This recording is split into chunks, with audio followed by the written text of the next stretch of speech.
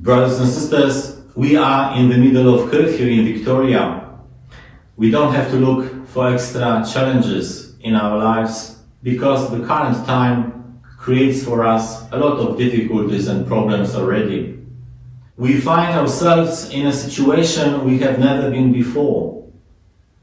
Of course, there are the people among us who used to live under similar restrictions.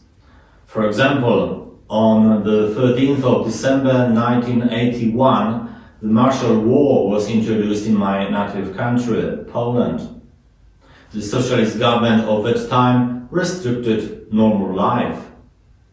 Suddenly, people couldn't leave their homes after a certain time, similarly to limitations in our state at present. I remember soldiers who were walking around ready to shoot anyone who behaved strangely. Thousands of opposition activists were imprisoned without charge and almost 100 killed. The government was against their own people. This time, however, we are in such a situation because the government wants to help us to survive as a society. I believe those in leadership positions don't fight their own people, as some commentators suggest in the media. They fight coronavirus.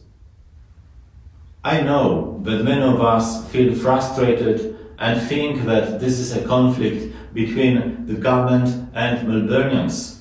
I don't agree with many things our politicians say or do.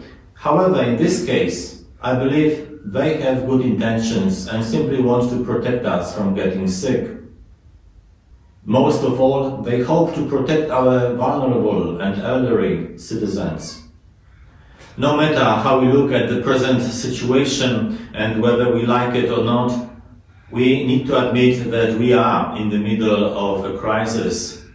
Many people have already lost their jobs and struggle financially.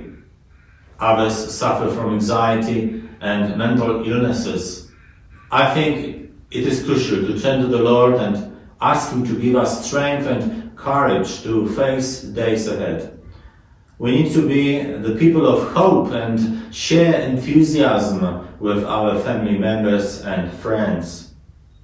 Let us not focus on negative dimension of curfew and other restrictions. Let us reject pessimism. Let us create an atmosphere of peace and unity in our homes. Please, share your smile with those around you. Let's help one another in whatever way we can. I pray that the Holy Spirit will grant us the gift of patience and ability to discern what should be our right attitude at this moment. Of course, no matter what we will be trying to do to improve our present lifestyle, this lockdown will be still very hard for many of us. Brothers and sisters, suffering is a part of our Christian life.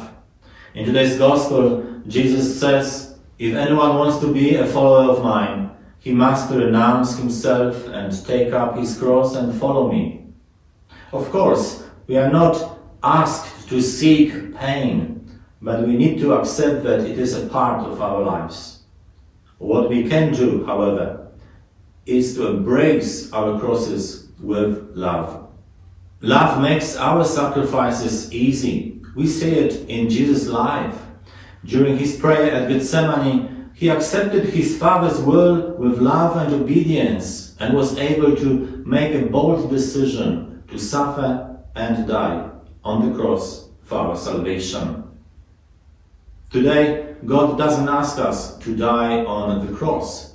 He just wants us to live heroic lives in our ordinary yet challenging circumstances. So, let us carry our crosses which we put on our shoulders during these pandemic times, remembering that Jesus had to carry his cross as well. The good news is that his life didn't finish at Calvary. He is risen from the dead.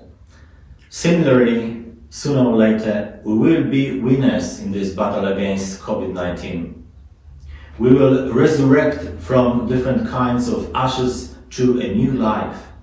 Together, we will come out from this crisis. I hope this experience will make us even stronger in many aspects of life. I pray that we will be more committed Christians, knowing how important is our faith community.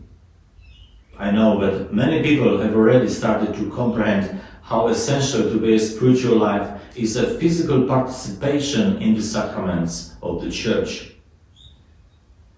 Brothers and sisters, our resurrection is around the corner, so stay patient, full of love and mercy, especially towards your families.